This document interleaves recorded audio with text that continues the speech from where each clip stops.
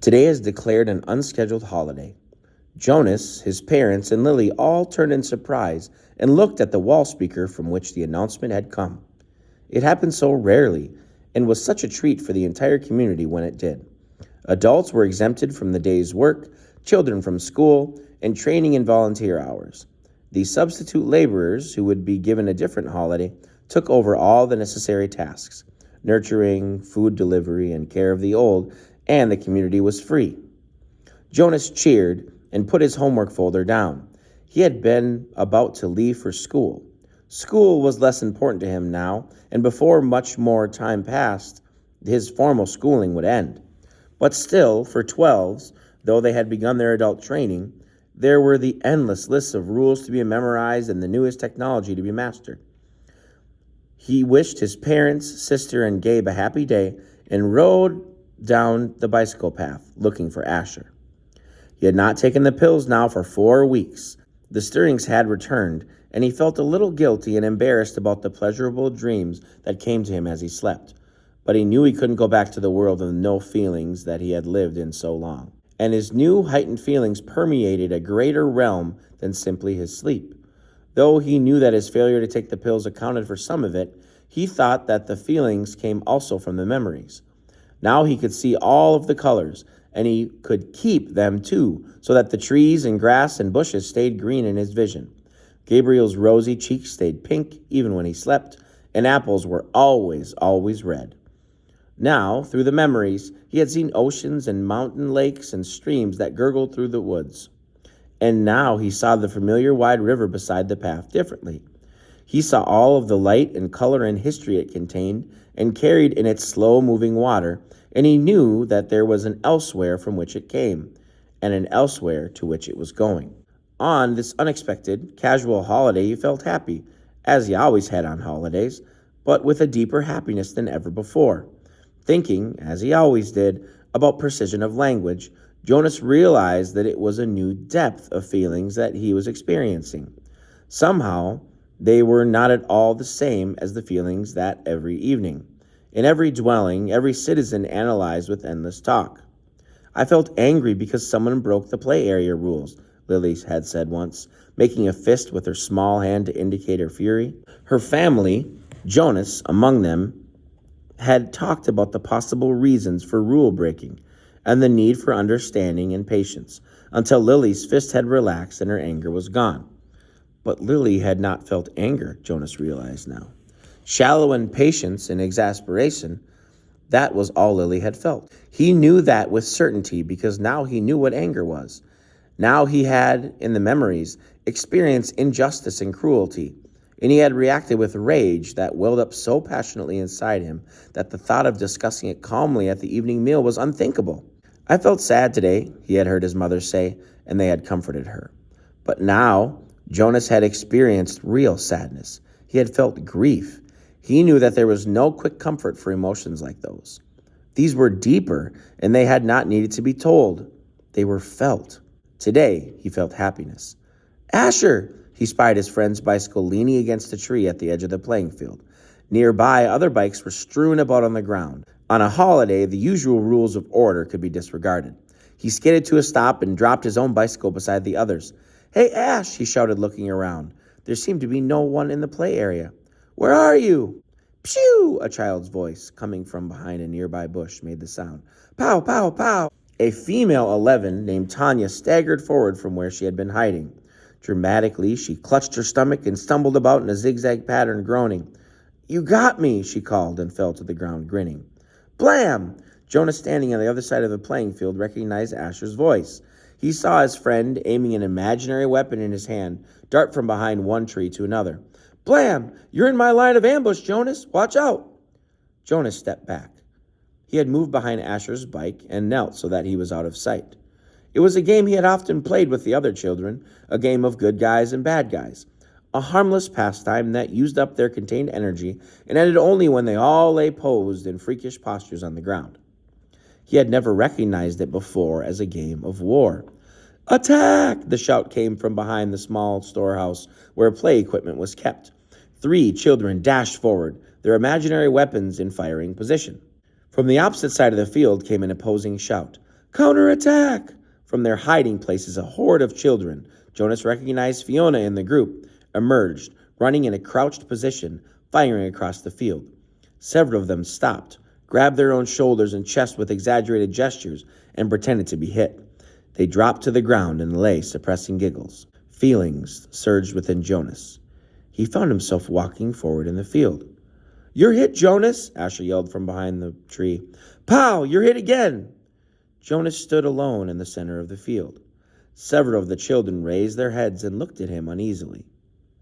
The attacking army slowed, emerged from their crouching positions, and watched to see what he was doing. In his mind, Jonas saw again the face of the boy who had lain dying on a field and had begged him for water. He had a sudden choking feeling, as if it were difficult to breathe. One of the children raised an imaginary rifle and made an attempt to destroy him with a firing noise. Pshoo! Then they were all silent, standing awkwardly, and the only sound was the sound of Jonas's shuddering breaths. He was struggling not to cry. Gradually, when nothing happened, nothing changed, the children looked at each other nervously and went away. He heard the sounds as they righted their bicycles and began to ride down the path that led from the field. Only Asher and Fiona remained. "What's wrong, Jonas? It was only a game," Fiona said. "You ruined it," Asher said in an irritated voice. "Don't play it anymore," Jonas pleaded. "I'm the one who's training for assistant recreation director," Asher pointed out angrily. "Games aren't your area of expertise." "Expertise," Jonas corrected him automatically. "Whatever. You can't say what we play, even if you are going to be the new receiver." Asher looked warily at him. "I apologize for not paying you the respect you deserve," he mumbled. "Asher," Jonas said. He was trying to speak carefully and with kindness to say exactly what he wanted to say. "You had no way of knowing this. I didn't know it myself until recently, but it's a cruel game. In the past, there have been—" "I said I apologize, Jonas." Jonas sighed. It was no use. Of course Asher couldn't understand. "I accept your apology, Asher," he said wearily. "Do you want to go for a ride along the river, Jonas?" Fiona asked, biting her lip with nervousness. Jonas looked at her. She was so lovely. For a fleeting instant, he thought he would like nothing better than to ride peacefully along the river path, laughing and talking with his gentle female friend. But he knew that such times had been taken from him now. He shook his head. After a moment, his two friends turned and went to their bikes.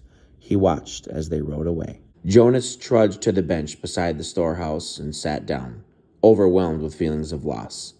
His childhood, his friendships, his carefree sense of security, all of these things seemed to be slipping away. With his new heightened feelings, he was overwhelmed by sadness and the way the others had laughed and shouted, playing at war. But he knew that they could not understand why without the memories. He felt such love for Asher and for Fiona, but they could not feel it back without the memories. And he could not give them those. Jonas knew with certainty that he could change nothing. Back in their dwelling that evening, Lily chattered merrily about the wonderful holiday she had had, playing with her friends, having her midday meal out of doors, and, she confessed, sneaking a very short try on her father's bicycle. "I can't wait till I get my very own bicycle next month. Father's is too big for me. I fell," she explained matter-of-factly. "Good thing Gabe wasn't in the child seat." "A very good thing," Mother agreed, frowning at the idea of it. Gabriel waved his arms at the mention of himself. He had begun to walk just the week before. The first steps of a new child were always the occasion for celebration at the nurturing center, Father said, but also for the introduction of a discipline wand. Now Father brought the slender instrument home with him each night in case Gabriel misbehaved. But he was a happy and easygoing toddler. Now he moved unsteadily across the room, laughing. "Gay," he chirped. "Gay." It was the way he said his own name. Jonas brightened. It had been a depressing day for him after such a bright start, but he set his glum thoughts aside. He thought about starting to teach Lily to ride so she could speed off proudly after her ceremony of 9, which would be coming soon. It was hard to believe that it was almost December again, that almost a year had passed since he had become a 12. He smiled as he watched the new child plant one foot carefully before the other, grinning with glee at his own steps as he tried them out. "I want to get to sleep early tonight," Father said. "Tomorrow's a busy day for me." The twins are being born tomorrow, and the test results show that they're identical. One for here, one for elsewhere, Lily chanted.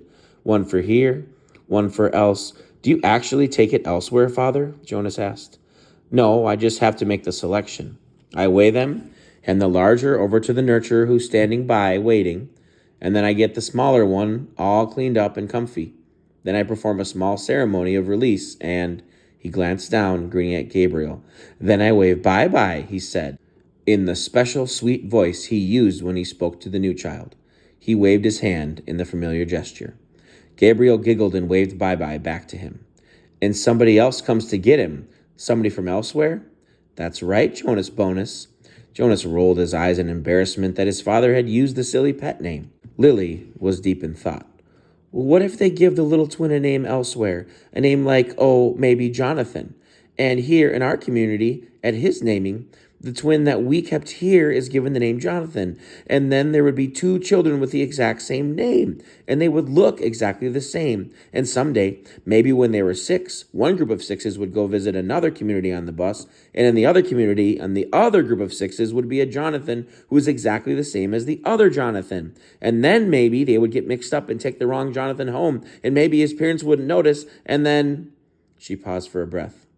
Lily, Mother said, I have a wonderful idea. Maybe when you become a 12, they'll give you the assignment of storyteller. I don't think we've had a storyteller in the community for a very long time, but if I were on the committee, I would definitely choose you for that job. Lily grinned. I have a better idea for one more story, she announced.